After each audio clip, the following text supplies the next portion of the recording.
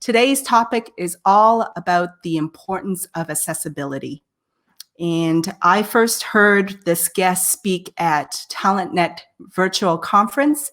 It's a recruiting conference for HR professionals and recruiters put on by Craig Fisher. And I was very blown away by her presentation. She highlighted a variety of things that I really had no idea around. And so I wanted to invite her on this show to bring more awareness to the importance of accessibility and what we can watch out for as we build career sites or build a variety of resources for people with disabilities.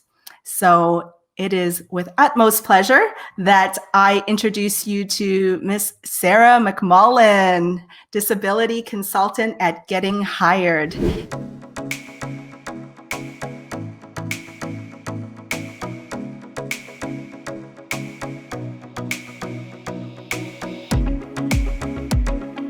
Sarah, welcome to the show.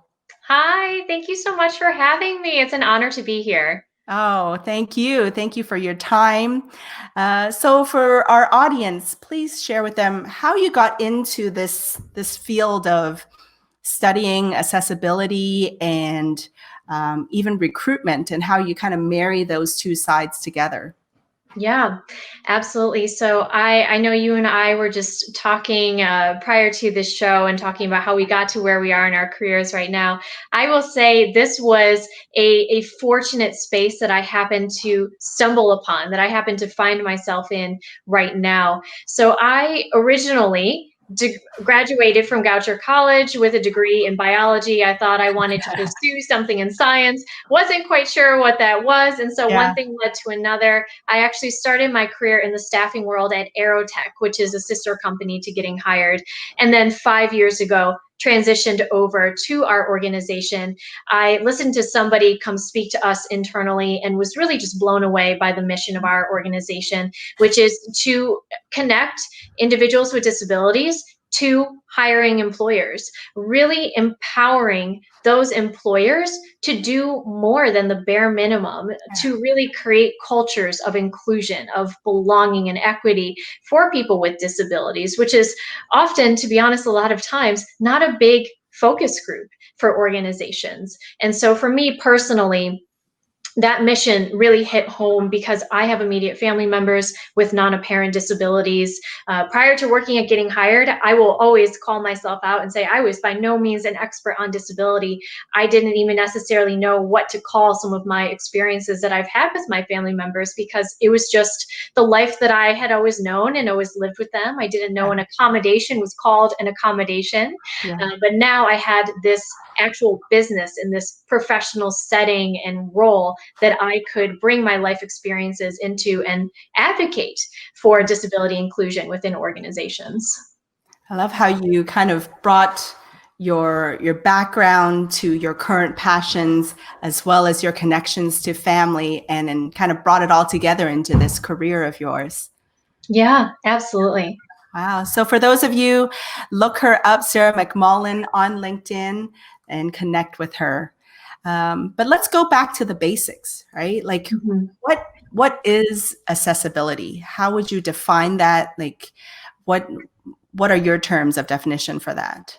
Yeah, so accessibility is essentially designing products and services that at the end goal, ultimately the end result, means that it's going to be able to be accessed by people with disabilities specifically. A lot of times that can lead to what's then called being an inclusive product. Along the way, you're involving inclusive design, but involving people with disabilities within that process to make sure that it is inclusive of people with disabilities. But at the end of the day, the end result is that you want it to be fully accessible. You want people to be able to successfully access and utilize that product or that service. Yeah. And right now, you know, we were talking about it, right? We're in the midst of a pandemic. We've had a lot of job loss, and we can't even have face-to-face interviews anymore, or, you know, meeting people so much in in person. So a lot of stuff that we used to do, like networking at networking events or meeting new people like that to kind of help us with our job search, that's kind of difficult now. So what are some of the challenges that you've seen for job seekers, especially those with disabilities? Yeah, so for job seekers with disabilities in general, and I'll give you what I hear directly from job seekers with disabilities that we work with, Yeah. and then I'll also tell you and summarize a bit of what we hear from the employer side, what employers feel are the challenges as well, just in their interactions with job seekers and candidates. But for job seekers, there are a number of different, quote unquote, what I'll say are challenges or even employment barriers to getting hired and getting their foot in the door. It could be anything from an accessible website, an accessible online application. So when I even say the word accessibility, I'll back up a step that it can mean a couple different things. There are a couple things that come to mind. Yeah. Typically, people think about physical accessibility, having wheelchair ramps, having the curb dip down on sidewalks, which I use as a mom for my stroller, so it's something that I benefit from as well. But that's what we think of a lot of times, the physical accessibility of our environment, of buildings, of workplaces, but there's digital accessibility as well. So mobile applications, websites, online applications, are they compatible? Are they accessible by screen reader, by keyboard stroke versus mouse? There are a lot of different ways that you can define that and really test that. But for job seekers with disabilities, it's, can they successfully access every aspect of your career portal, of your online assessment as well? Maybe somebody didn't pass an online assessment. Maybe they didn't complete it because they couldn't fully access that with some kind of assistive technology that they're using or something else that they need in order to complete that. So that's one, is the accessibility piece. Not necessarily related to accessibility, but just in general for the disability space and for job seekers with disabilities. It's also recognizing the fact that recruiters and hiring managers, yes, have biases. There are stereotypes that exist. There are stigmas and assumptions about people with disabilities. And I am not by any means saying that recruiters and hiring managers are bad or wrong for having those. It's a human aspect of who we don't are. know what we don't know, I think, Yes. sometimes. Yes. And we all have bias, we all have stereotypes, as we've grown into who we are today, a lot of experiences that we've had through life create those. And that's why we ultimately try to address that with all of our employer partners as well, by providing trainings on recognizing biases that exist, recognizing where that can show up in the hiring process for job seekers, and understanding that if a job seeker does disclose a disability to you, what should you say? How should you respond? What is appropriate? What are you legally allowed to say and not to say? But a lot of times it's because of how disability has been portrayed in media, in movies, in advertisements. Somebody in a wheelchair, someone who has deafness or blindness or is an amputee, something apparent where they need constant assistance from either a family member or friend. That you say, somebody says to you, we're going to hire people with disabilities. That's the first thing that comes to mind. And you think they're going to need accommodations. How will they be qualified for the position? And that's just because of how disability so much of the time has been portrayed in society. It's almost like we immediately think of the problems instead of the opportunity that's presented. Yes. And so, very real. There are so many reasons why people in general aren't hired, for bias reasons, for stereotyping, for assumptions, that human error, that human part of us that's making the decision that isn't just solely based on qualifications. So that's another big challenge for job seekers. And then another that I'll say is the pressure and the decision of when to self-identify or self-disclose as having a disability. There are employers that, yes, 100% want to actively, consciously hire people with disabilities, trying to create a more diverse and inclusive workplace. And they're asking job seekers to identify, but this is a very personal part of you, like anything else. For me, just using myself as an example, anyone could probably look at me and think, she's Asian, she's a woman. I really can't hide either of those two things. But I still would like the opportunity to identify with that publicly and tell you that I actually do identify with one of those two things. Same thing for people with apparent disabilities. Let's say somebody's using a wheelchair. Just Right. because you can see it, it doesn't mean that they've disclosed that to you. It's just something apparent. But Mm. over 70% of disabilities are non-apparent. ADHD, dyslexia, different mental health Wow, issues. 70%. Yeah, Wow. It's over such a high 70%. number. Yeah. Yeah, exactly. So again, going back to how we typically see disability portrayed in society, in media, uh, that's not your, what I'll call, quote unquote, stereotypical example, the true representation necessarily for a lot of disabilities that exist out there. So it's, again, I don't want to be viewed differently.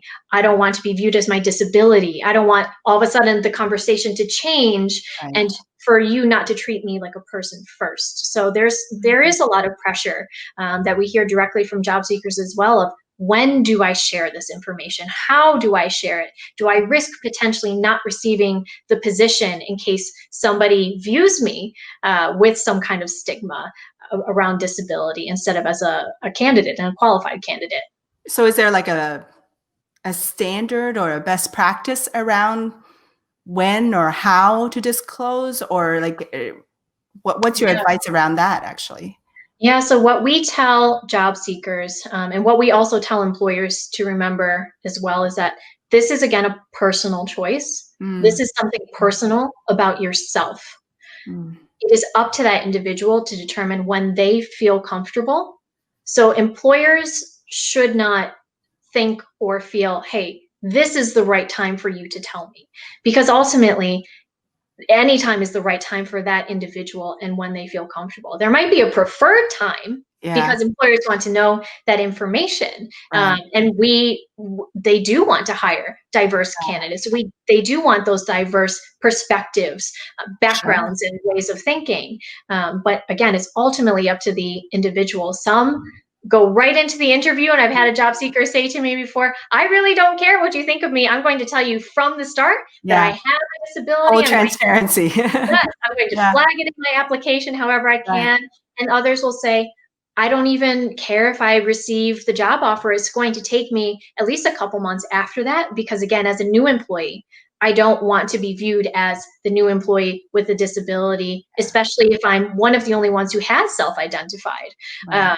and for everybody to kind of view me as that token person. Yeah, So it's up to the person, like anything else, your sexual orientation, right. potentially even your veteran status. It's truly up to that individual. That's good to know. And like across the board, why would you say accessibility is so important, right? Yeah. Like why put in these measures? Why take the extra time to be aware of all these different barriers that that we don't even know about? What Yeah. are the benefits out of it? Why is it so important? Yeah, for one, I will honestly say it is the right thing to do. Yeah. And some people might say, oh, that's not really a reason. It really is. And I Yes. say that because so many times you see organizations out there, employers give messages of, we are inclusive of people with disabilities. We want to hire people with disabilities. We're inclusive of all people. Maybe they just leave it as a general statement like that. If you don't have an accessible website, if you don't have accessible documents, Yeah. it's not supporting those messages of inclusion. Yes. If you are giving messages around, we believe in diversity and inclusion, belonging, equality, and equity. Equity means equal access to Mm. those equal opportunities that you're providing. So maybe equality is demonstrated through the fact that you have all of your positions available publicly, to everybody. Everybody can access them, so long as you have a computer or some way to access the internet. Mm. But Mhm. if you can't successfully access those because your website is not accessible, Mm. you can't successfully read the job description, apply, finish the application, submit that, take the online assessment, then you're not providing equity. Yeah. Um, Yeah. that those opportunities are not in fact available to you. So Mm. that's where I say it is the right thing to do. Yes. If you want to be inclusive of everybody, it is absolutely something that you should invest the time in. I Yeah. will also say that a lot of times accommodations that are made proactively for people with disabilities, accessible, inclusive design that's implemented for people with disabilities, it ends up benefiting everybody, disability or not. And just one very quick example. So for me, I have a 1-year-old, and she is, of course, the light of my life. But especially when the pandemic hit, it was extremely difficult to balance working and watching her, trying to be a mom, Yeah. trying to fill the role that I have First year. professionally. Oh my gosh, yes. She all attention is on her, which I Yeah. love, but Yeah. it's hard to do that and to balance the time. And so even for me, just a quick example of there were times that I would have to watch a training video, a webinar, and either she is so loud and just screaming for joy with whatever she's doing, or something else is happening. The dogs are playing in the background that I can't hear Yeah. what I'm trying to watch. Yeah. So even having captions Yeah. on that video is something that I benefit from. I don't need captions because of a disability, but how many times do Yes. you use captions Oh when my you're gosh. watching Yes. something? Yes. Even for me, like we have Friday night or Saturday night movie night at home now, right? Because we can't go to the movie theater. And I'll purposely turn on the captions because there's dialogue a lot of times that I can't catch the word or catch the phrase, or they say it too fast, and I have the captions on. And especially like spy movies, we watched Mission Impossible the other day. Oh my gosh, yes. And I was like, oh, that's what they said. And it's because of the captions. So it benefited me for sure, just as a viewer. But Yeah. Sarah, we have this question from Mike. Mike, thank you for tuning in, Mike Rochelle. Sarah, shouldn't the current environment be an advantage to those with disabilities, especially if they are skill-based merited to work from home? So, Mike, I assume you mean, for those that have like a physical disability, there might be more remote jobs now. But what would your response be for that, Sarah? Yeah, absolutely. So we have a lot of job seekers even prior to the pandemic. I'll say I think the country, a lot of job seekers in our country wanted remote work positions anyways. It's been a conversation of work-life balance and having the opportunity to work remotely and still perform whatever job it is maybe that you typically have an employee sit on site for. So yes, absolutely. It has been beneficial in that there are more remote work opportunities being offered. The unemployment rate currently is still twice that for people with disabilities compared to non-disabled people. So there absolutely is still work to be done. But in terms of having more remote opportunities, yes, that definitely is beneficial in having that as an option. But that's my answer to that. And before we move on, the only other thing that I wanted to add to why accessibility is important and just disability inclusion in general too is that there are laws and regulations that require this to happen. So I definitely did not want to leave that out. I saw a comment in the comments. Yes, Bill Fly was saying it's the law. Yes. This is the ADA and EOE. Yes, exactly. So there you go, Bill. Thank you for shouting that out for me. I wasn't watching the comments. Explain for us what those are, just briefly, because I'd like to know more.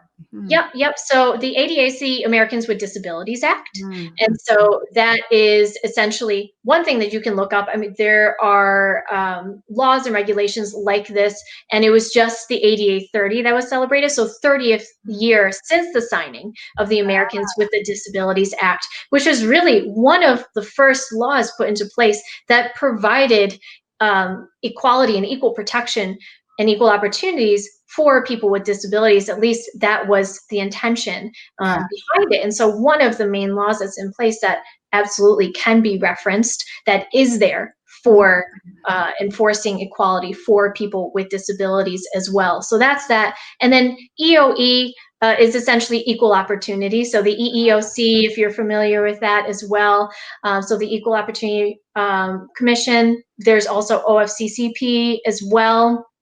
for federal compliance, Yeah. but those are some of the laws and regulations in place. There's also Section 508 as well, and so somebody may have heard of Section 508 compliance. So that does require government projects, federal contractors to make sure their technology has met a certain set of criteria that Section 508 has deemed as necessary to consider yourself compliant.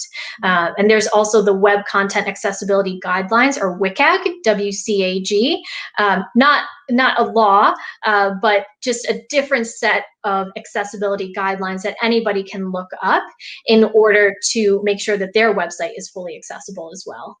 Wow. And it really is. I tell you, Sarah, if it weren't for your presentation, I think for me, it's really just opened up a world of all these other things that I can be more aware of. And I still remember, and I want to share with the audience here, like some of those pictures that you had, actually, because that kind of opened up my mind as well and created awareness for me of these like various examples that we have of accessibility barriers, right? Yeah. That I don't even think about, but as you were talking during your presentation, I was like, oh, like it finally clicked. So I want to share this with people as well, and have you talk to people through Yeah. these examples. Yeah. So tell us about this. This is Yes. this is someone with no disability, right? Yes, absolutely. So this is an online simulation as well. This is not something that I created, so I have to give credit there. But essentially, what we're going to walk through are some examples of what it looks like to potentially have different types of disabilities related to your vision. I want to absolutely give the disclaimer that these are just meant to be an example and give quick perspective. This by no means is an accurate portrayal of a day in the life of somebody with macular degeneration or color blindness. It is so much more than this. This is just one brief example. But these are just two examples that are out there kind of as quote unquote simulations. And I do have family members with both color blindness and macular degeneration, which is why I wanted to provide these. So what you see in front of you is just an image from this online simulator. If you just Google macular degeneration simulator, you'll find it there. But this is what potentially someone's environment would look like without macular degeneration. Right. So this next slide, this next image in front of you shows essentially a clouded, blacked out center portion of majority of the picture. And this is what it looks like for somebody with macular degeneration. Of course, there's varying degrees of every type of vision loss.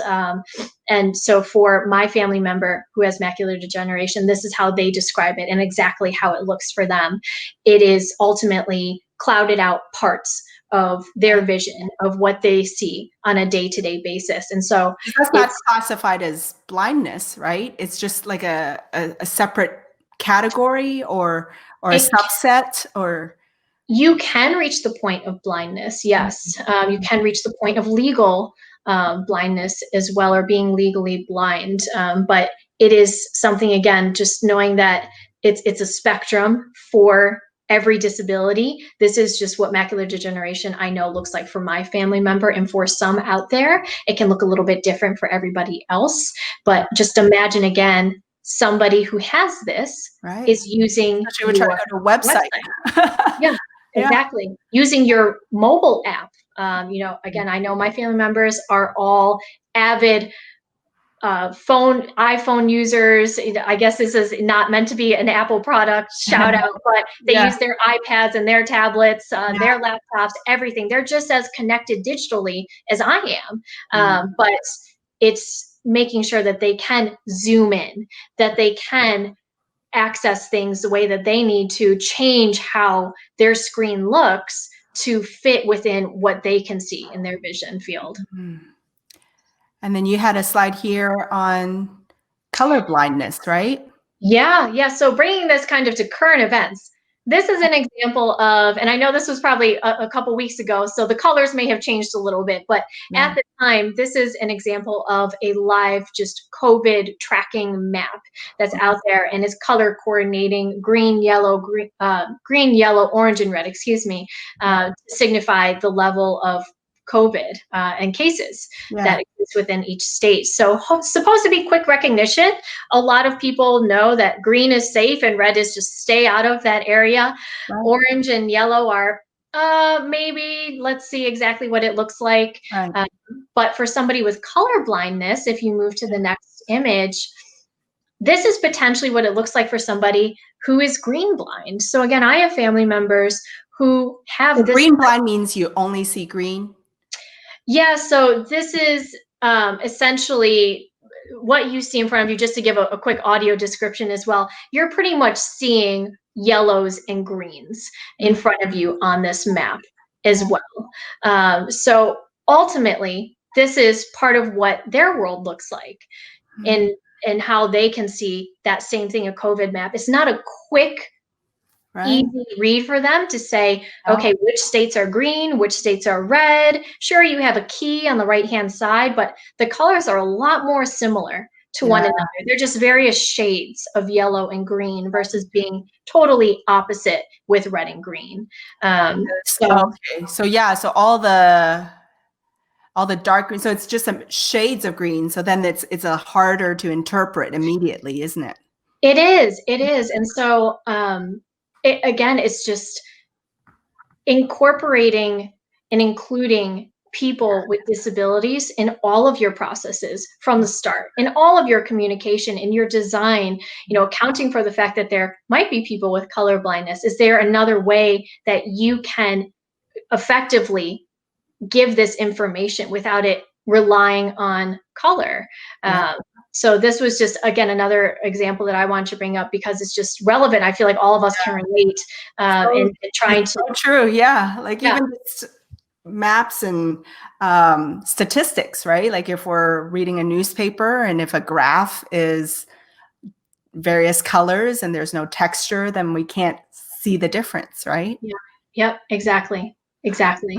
That makes me think then also, like, if you're colorblind, what happens when you see traffic lights?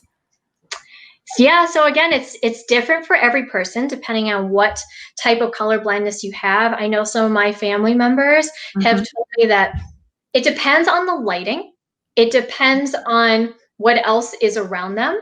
I know even for them, if I held up something white, but depending on the color that's next to it, it will change that color. It might look a little pink to them. It might look like something else. It just depends on the background as well. But for a traffic light, it's also knowing the order of the colors. So you know what to do when, if the traffic light hopefully is in the typical order that you see of green, yellow, red, you know what to do when the top light is on. You know what to do when the bottom light is on. Potentially you can still see a shade of that, but it's not quite as in your face, depending again on what's around you, how much glare there is. So it's just knowing. That's your way of accommodating. And just being aware, like and one of the things that I really wanted to bring you on this show is just the fact that you have, like, you're just bringing awareness to these things. And now that we're aware, then we can do things about it, right? And you showed me a variety of accessibility innovations, right? Which I'm very excited to, like, as an engineer and like geek, I was excited about the innovations that were happening. And then also from this perspective of being more inclusive and promoting equality. So I want to share this with everyone. And if you can walk us through some of these innovations that are happening. Yeah, absolutely. So kind of trying to go in order here. So Procter & Gamble, P&G, they own a lot of different brands, everyday brands that you're used to. One is Herbal Essence, which I feel like I've used since the time that I was I grew up a teenager. seeing those commercials. Yes, they always smell I so remember good. the Herbal Essence commercials. Yes, absolutely. Right? So a well-recognized brand used by so many people. And so what happened is they had Sam Latif, who's now P&G's accessibility leader and has vision loss, self-identifies as having vision loss, pulled her in for product design as well, and to give her perspective on what she could successfully access and tell you, yes, I know that when I'm holding this product, this is what this is. Because typically you have to read the labels to know what you are getting. Shampoo or conditioner. Yes. So Right? something as Similar. simple as shampoo bottles for Herbal Essence, now on the back of the bottle towards the bottom, there are raised bars or stripes. So if you feel those stripes, you know that it's shampoo. If you feel circles, you know that it's conditioner. And it's just something so simple, but so effective in that it is opening this up to more people who, yes, have vision loss or have blindness, and honestly just want to know if they grabbed a shampoo bottle or a conditioner bottle, or maybe even you already have the product in your shower, and instead of trying to read the label every time, because the bottles look very similar to one another, I read the bottle of my shampoo and conditioner every time I use it to make sure I have the right one. You can just feel it. You can feel that the stripes are for shampoo and the circles are for conditioner. So Brilliant. yes. So smart. So that's one. And then Target, as well as a number of other stores and other various clothing lines as well, even shoe lines, they have created sensory-friendly clothing, adaptive shoes, things like that. What that means is you have tagless clothing. You have clothing with flat seams, one-dimensional graphic tees. And this was created by now Target designer Stacy Monson, who has a 7-year-old daughter with autism. And so it's, again, sensory-friendly in that even for me, I don't identify as having autism. Thinking about how many times a tag will bother me, distract me throughout the day, thinking about I've how cut many tags times off because they bother me. Yes. Thinking about how many times potentially a seam, a raised seam, even in your sock. Do you ever feel that seam get stuck there, get stuck in your clothing, and that's all that you can feel sometimes, and it's just distracting. So that's some of the sensory-friendly clothing that Target has created. It benefits all in a way. Yes. Right? Yes, absolutely. Absolutely. And that's one of the themes of what we're sharing here. Another is the Xbox adaptive controller. That's the picture in the bottom right-hand corner. You may have seen this commercial for the most recent Super Bowl. There were some Super Bowl commercials by Microsoft, one of which was using a number of individuals using this adaptive controller. And it was created by Microsoft with the Able Gamers Foundation, Cerebral Palsy Foundation, Special Effect, and I believe Warrior Fighter engaged, as well as another organization, and utilized many people with disabilities as well for their feedback, for their input, and how can they successfully use this as they were creating the product as well. So instead of like gripping something, they're touching something? Yeah, so if you think about a typical gaming controller, there are buttons, and you have to be able to extend your fingers to a certain degree, to a certain length, and that's just the standard. Well, what if you don't have that type of range of motion? What if you don't have all 5 of your fingers? What can you do? And so that's where this adaptive controller was created for people who might have either one of those things, and they don't have to use just your standard controller that requires you to push all of the different buttons, that requires you to be able to simultaneously reach out and use the various widgets as well. And this is just something totally different. Actually, that reminds me, like, we have Nintendo Switch, and so our family would be playing like Super Mario Brothers, and I swear I get so like tense that like I grip the controls so much that after playing for like 10, 15 minutes, my hands ache from gripping it. Like even just from like a comfort standpoint, that would be a cool thing to have. Yes, absolutely. And I highly recommend everybody Mm. do the research to find out more Yeah. about these products because they're amazing. There's so much great work being done right now to create more inclusive products, more Yeah. accessible products. And I know what we have in the top middle screen as well as Microsoft Soundscape. So Microsoft in general, I'm just going to say it, if you don't know, they're doing fantastic work. They're doing a lot of great work. A lot of organizations are. I just specifically call them out because I have two products of theirs on this slide in Yeah. front of you, but it's essentially a 3D audio technology. It's a 3D audio map. So for people with Oh, low vision or vision loss, it provides a description of your surroundings and your landmark. Probably most effective if you look up the video, especially if you're a visual learner, yeah. just to find out more about what that looks like. But it's pretty amazing. So It's it's pretty called cool. Microsoft Soundscape. Yep.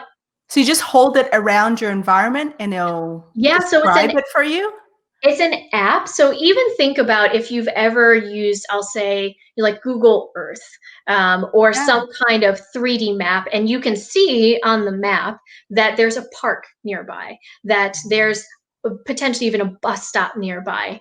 This app essentially is reading out those landmarks to you. So you know X Huh. number, let's say 300 feet away from you is a park, or X number of hundred of feet away from you is this building. So you have an idea of your surroundings. Oh, It's not just saying go straight, turn left, turn right. right, You right. know a little bit more about what your environment looks like, especially if that's Wow. not easy for you to see long distances, Yeah. especially if you do have some kind of vision loss. That's a little bit harder for you to see landmarks like that. Wow. I'm gonna have to check it out just from a curiosity standpoint too. Walk around, have it describe it to me. Yes, yes, And absolutely. what is this Rice Krispie treat? Oh my gosh. So this is one of my favorite ones. So Kellogg's created Braille stickers for their Rice Krispie treats. And again, thinking Oh, about how often oh, their consumers utilize potentially the open space on a Rice Krispie treat. How many people, Kellogg product consumers, purchase Rice Krispie treats? I know I do. I yeah, know, yeah. my daughter likes Kids them. love Rice Krispies. Yes, exactly. So Yeah. how many times you see all the commercials, people take out a Sharpie and the parent will write a note for their child or words of encouragement.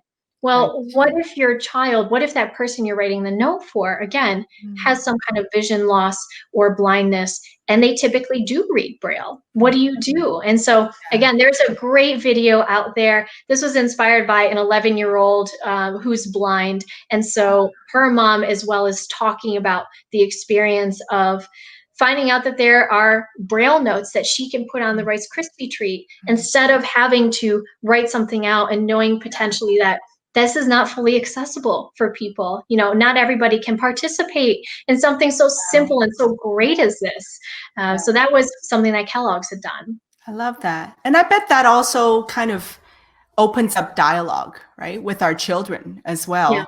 I think so long, decades ago, we disabilities were things to be like swept under the carpet, right, and not discussed. And I think to have this be amongst our children, be amongst our products that our children uses, it's a great way for dialogue to start with parents and kids. Like I think Yeah. if I saw that, and it's like an opening for me to talk about that with my kids and to bring awareness to that, to Braille and to blindness.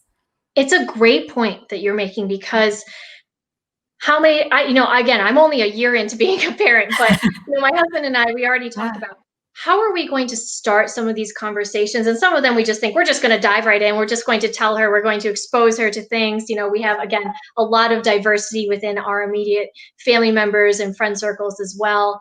But how do you intentionally talk about something and educate Yeah. as well? And sometimes it is, hey, maybe she'll see one of the Braille stickers. Maybe she'll see the adaptive controller. Maybe Because it it's, sounds something "Hey." they love, right? A Rice Yes, Krispie treat. Yeah. exactly. Mhm. Exactly. And that's opening up the conversation as well and starting that dialogue. So exactly to your point, I love it. it's just normalizing what Yeah. I think so much of the time until this point, and not to say that it's by any means corrected, Yeah. has always been separate group. Disabilities, the stigmas on disabilities, viewing people with disabilities as not being able to do things, as being this almost separate group in society that has a totally different way of life. And now they have more of the same access to the same everyday products that somebody without a disability would have. Same thing with those, is that Lego Braille bricks? Yes, yes. So there Oh, are cool. the Lego Braille bricks. So I Lego, love this was, Lego, even as an oh adult. my gosh, me too. I was obsessed with Lego. I absolutely loved Lego. I had an uncle that worked at a Lego factory. So that Oh, was just, I cool. remember, very nostalgic for me, always receiving a gift around the holidays that was some kind of Lego kit. And I would just build it as fast as possible. But this was, Who else loves Lego in the audience? Give me a like. yeah, Yeah, right? say yes in the comments. Yes. Exactly. But I believe this was just trying to do a bit of my research and giving credit here. I believe that this was first proposed by the Danish Association of the Blind, and then other organizations related to blindness were looped in as well. But ultimately, Lego Braille bricks were created. This is something that was recently done as well, but a fun way for children to learn Braille. Again, another way to Yeah, educate, just to bring this into normal part of the conversation. right. So really excited about that one. Yeah. And And then then, it's associated with something that brings joy, right? yes, It's yes, not, again, we're not sweeping it under the carpet.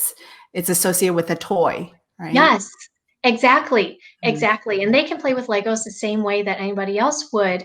And maybe even it's a little bit more subtle. Maybe as Mm. a child, you don't want it to be apparent or obvious as well that that's why you're playing with the Legos is to learn Braille.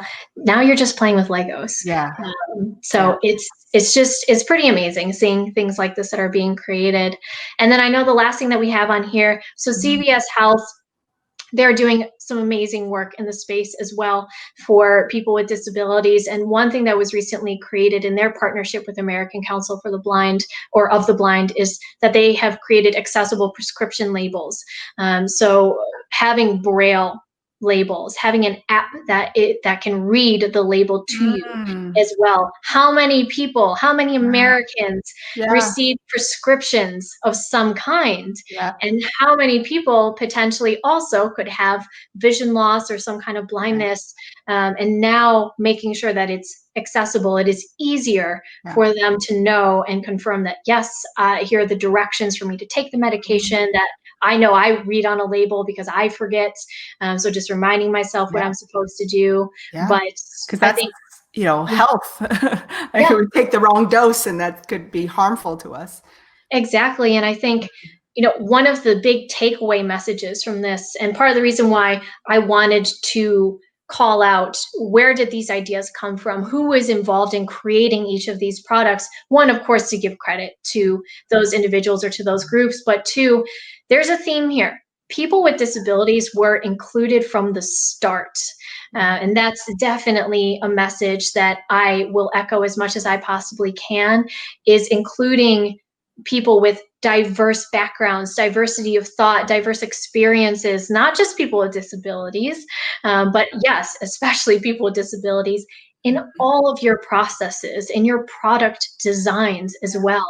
There's a difference between including them from the start and then having people with disabilities in mind in creating accessible products, but not including them. And then at the end, Mm. providing that to somebody with a Yeah. disability and saying, let me know what you think. Yeah. Well, they might have a lot of feedback as to some changes they would recommend. And now, how likely is it that you're going to go back to the drawing board and redo this entire process or remake this product that's Right. technically at a finishing stage? Yeah. So, include people with disabilities in your conversations, in your processes Yeah. from the start. It's definitely something I recommend. And in a way, again, like, diversity benefits all, right? Yeah, Like, even just your point about the prescription bottles, right? yeah, Bill Fly in the comments was saying accessibility caps for arthritic people, right? yeah. And even for me, Yeah. I stare at my iPhone so much that I now need like reading glasses Yeah. and like bigger font things Yeah. Yeah. benefit me, right? Yes. And so diversity and all this inclusion really benefits all of us. It does. It 100% does. And it's so important for us to keep that in mind again as we're designing products, as we're creating processes. Yeah. What a lot of people in the disability space will say is, if we are all so fortunate to live long enough, then we will all have a disability at some point in our lives. Yes. It doesn't matter again I'm what your feeling my old age. Yes, what your For race, what your sure. ethnicity is, what your Right? sexual Yeah. orientation is. Anybody can have a disability. We all will have a disability at some point in our lives. Yeah. So it's essentially creating an environment, culture, products Yeah. for longevity that everybody can use, that everybody can continue to use, maybe that they're using now and that they can use 30, 40, 50 years from now as well. Absolutely. So there was one thing I really wanted to get to as well Yeah. is you have your website, Getting Mhm. Hired. I want to share with people that website because Yeah. there were some really great website accessibility best practices. Yeah. And so let's go there and let me bring that up for our viewers here. So this is the Getting Hired website, right? Yes. And Yes. that's where you work, but you've built it to be very inclusive, right? Yep. So walk Yep. us through some of the design features and best practices that you guys have done. Yeah. So accessibility is extremely important, as you've heard me say, and Yeah. absolutely practice what you preach. That was 100% a big focus for us as we designed our website as well. What I think you have highlighted as well are some color contrast options at the top. So Mhm. you can change the color contrast with a couple buttons. And just to make that easily accessible, again, if you need a different background, if it's easier for you to have the black background and the white text, you Is can the change. black and white for those with color blindness? Is that the goal? It doesn't even necessarily have to be color blindness. It Mm. can be somebody who has low vision or blindness of some kind, or I'll just say low vision of any kind, to where just contrast helps. Ah, Just, I know for me on my email, I have the dark mode, and yeah, it's just because it's easier on my eyes. It's not the white like reflecting back on glare, me right? all Yeah. day. Yes. And it's just something that's easier on my eyes. So some people might prefer that. You can change the font size as well. I know if you use keyboard strokes and you try to tab through, it should 100% go in a consecutive order. So almost like you read a book from left to right Oh, yeah. and And top to tabbing bottom. through. Yes. Yep, It's doing that. Yep. exactly, exactly. And then Ah. even something potentially small, but again, trying to be as inclusive as possible, we did use Arial font as well. So Mhm. there are some recommendations that Arial font is more accessible, is more Oh, inclusive. By no means, if you're not using Arial font, you're not in the wrong. It right, was just right. something that I know we have received as feedback in the Yeah, past from some job seekers, yeah, that is a font that's a little bit easier to read, that it makes a clearer distinction between letters, instead of having them kind of all bubbled the right. way that a letter is written. There's just a clear distinction between potentially a C and an O, or an M and an N, or Yeah. a D and an E. Yeah, so those are some examples there. Wow. And even just even that really helps to just have that bigger font size as well. And a lot of times we're looking at things on our mobile too, Yeah. right? So it's even smaller. So to have a bigger font option is certainly beneficial. Yeah, and one thing that I will call out too is I highly recommend, if you have no idea how accessible your website is, if it's something that you're curious about, start the conversation. You do not have to be an expert Yeah. to ask about it. You can simply ask potentially your IT department, even your manager, anybody, just to start the conversation internally and find out. Maybe somebody else who you're asking has no idea. And so now maybe two of you are curious. Right. Look up and Google search the WCAG guidelines, the WCAG guidelines, and the most recent criteria as well for the recent version that's out there. WCAG, is it WCAG.org or something? I'm not sure of the exact website, if it's a .org or .com. I should know that, but I know if you just search WCAG, that will 100% pop up. But you can educate yourself. There is a lot of information when it comes to the guidelines and the criteria. So nobody's expected to be a total expert on it. Right. It's just, again, for your knowledge. It will talk about additional items like alt text on images, pop-ups and animations, timeout restrictions, descriptive links. Is it mobile friendly? So just, again, at for least anybody we have asked those questions and have us think, right? Yes, absolutely. So just, again, good for you to know, good for you to educate yourself about, and just start that conversation. So is there like any tips that you have that if we do like an accessibility audit of our website, what are some things that we can look for? Yeah, absolutely. So I 100% recommend taking yourself through your website. Certain things like, do you feel like there's good color contrast? Any videos that are on your website, are there captions on that video? Even if you're familiar with HTML, you can look at the source of all the coding of your website. You can see if there's alt text for all of your images, and check that out. So you can see if any pages time out on you, if you can tab through your website instead of using your mouse. But if you truly want what I'll say, or what you said, quote unquote, an audit, more of a thorough check to see if it is hitting a lot of the WCAG or WCAG criteria or Section 508 criteria, I highly recommend looking at a third party. Level Access, I know, is one of them. 100% use a third party that is specialized in checking websites for accessibility. There are a lot of different organizations out there. Again, if you just perform a quick internet search, that will pop up, and you can ask, how much is that for us to do this? What does this process look like? How can you help us? I love this. I mean, even just these simple things of you mentioning color contrast, captions, alt text for images, tab through, just basic things that we can start fixing and improving now.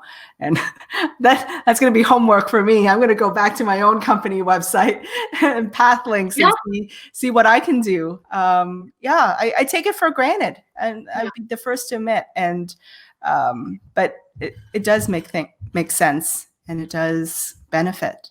Yeah. Awesome. And then as far as you like getting hired is obviously a job board as well, right? And you work with a lot of job seekers as well as employers. I'd love to hear any advice you have for job seekers with disabilities. Are there certain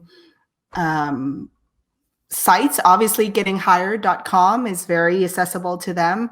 But any other tips you have for job seekers with disabilities and during their search? Yeah. And, this is not even necessarily related to accessibility, but what I would always recommend is advocate for yourself. I know sometimes easier said than done, but advocate for yourself. Even if you are searching for a job and you're talking to a recruiter, to a hiring manager, sometimes people don't feel comfortable asking what they don't know. They don't know how to ask. They don't know what to do. If you need an accommodation, take that as an opportunity to educate that person in case they don't know, in case they aren't familiar with accommodations. Let them know, I do need to request an accommodation for the next step. Who do I reach out to? Here's what I need.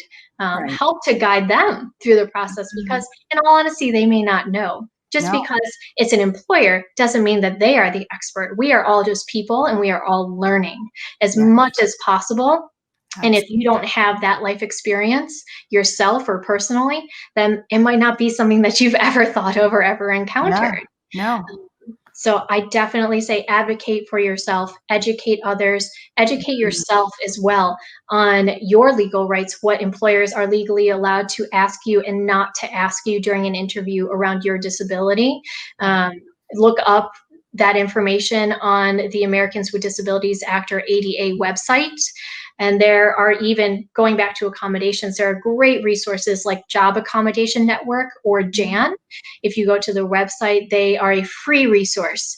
They provide accommodation suggestions by disability, by function in the workplace as well. And they're a great, great resource. Wow. Awesome. And then on the other side, for employers, what are some of your advice or tips so that employers can be more accessible? Yeah, I would say, again, going back to start the conversation, Mm, find out, this is not something that should just be left in the hands of your technology department.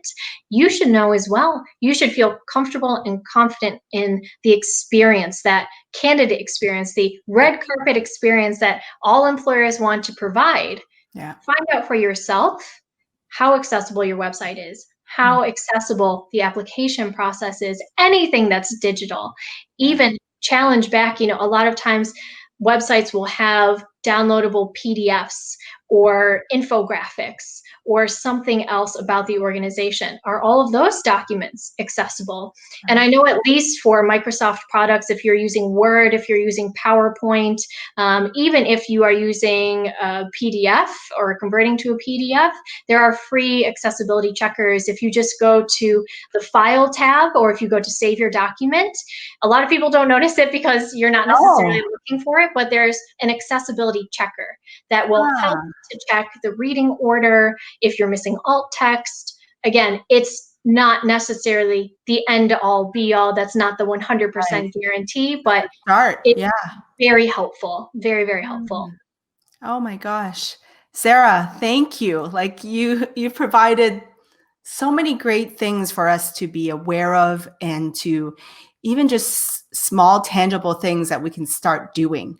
And I really appreciate that. And I know across our audience, we've been, Bill Fly was saying accessibility is really about inclusiveness. Absolutely. Yes. There, Bill mentioned that accessibility checkers, just like you were saying. Bill, you're so knowledgeable about this. That's I was awesome. going to say, Bill and I are best friends and we don't even know Right? Yeah. Shout out to Bill. He's one of our board members on the Association of Business Technology Professionals. Amazing. And he also teaches at Bill, oh my gosh, one of the community colleges. Remind me, Bill, please. So he's also a professor as well. And Mike was just talking about, yes, go Xbox for sure.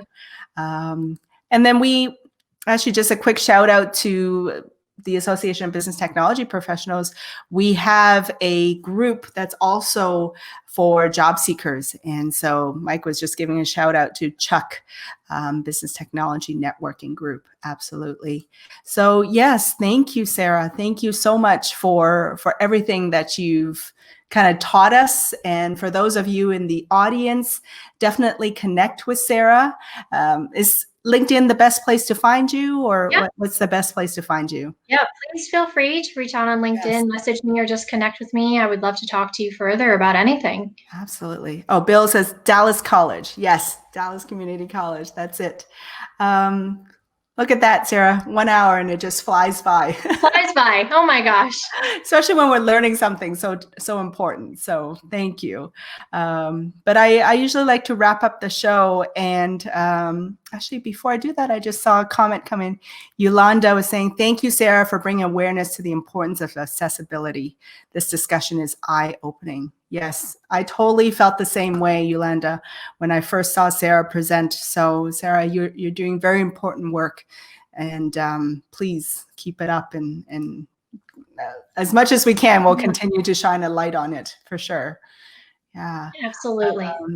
So I kind of wrap up the show usually with our gratitude practice. You know, these days we just have so many challenges, and I think everyone needs hope and gratitude. And what are you grateful for these days, Sarah? It's something that I've asked myself too. I think it's something a lot of us have asked, just for perspective. I will say, I have to say, 100% grateful for my daughter, for the silver lining through this pandemic, and switching from going to an office every day, just about to overnight working remotely. Unexpected. By no means were we ready for that and for the changes, but having that time with family is invaluable. I'm a very, very family-oriented person. Having the time with family, realizing that it truly is the people in your life that are what's important. I'm very grateful for that on that side, on the personal side. But I will also say I'm grateful for just the willingness of people to learn. I think we are at a time where people want to learn more about what they don't know. They are admitting that they don't know a lot about certain things, and it's created this change where even you providing education like this, platforms like this, digital, accessible information, it's not necessarily having to go and buying a book on something. You can have something interactive like this and learn, educate yourself and pass that information on. I just think there's so much power in education. That's ultimately what's going to make us better too. Life is a continual continual lessons, right? Yes. Continual growth and learning. And even in your career, Sarah, like what, if you were to leave us with a life lesson or something that you've kind of seen along your journey in your career, what would that be? Yeah, I firmly believe in sharing your story. Again, I think some of the themes of what we talked about today are the value in diversity of thought, of backgrounds, of experiences, where you come from. That's what makes companies better. That's what makes all of us better. It makes us more innovative. It makes us more empathetic in understanding other people and where we all come from. So if there's anything that I have learned that I, as much as possible, recommend to others, it is speak up. Share your story as much as you feel comfortable doing. By no means do I want to force anyone or encourage anyone to do something you're not comfortable doing, but share some of your story and what's important to you. I know to me, it has been 100% people with disabilities, and that's just the company that I work for. But yes, of course, it is, equality for women, equity for women of color, for some of my best friends that are part of the LGBTQ community. It's just, why are those things important to you? And if they are, why not speak up about them? It doesn't have to always be the president of your company who can call out or calls out what's important or what should be important to you. That change can start with you. Everything starts with a single individual, and that can be you. Yes. And like you said right at the beginning, it's the right thing to do. Yeah. Right? Across the board. And we all benefit. And it's the right thing to do. Right? That summarizes it all. Yeah. Yes. Thank you. Thank you, Sarah. Thank you so much for sharing your voice and your story and your education and your tips. And so as we wrap up, I want to again thank Sarah for coming on and sharing your wisdom and advice. And for all of you out there, make sure that you continue to shine your light, share your message, share your voice through video. And thank you for tuning in today. And thank you for engaging and asking your questions. I so appreciate you in the audience. And I so appreciate you, Sarah. Thank you so much. Thank you so much, Fanny. Much appreciated.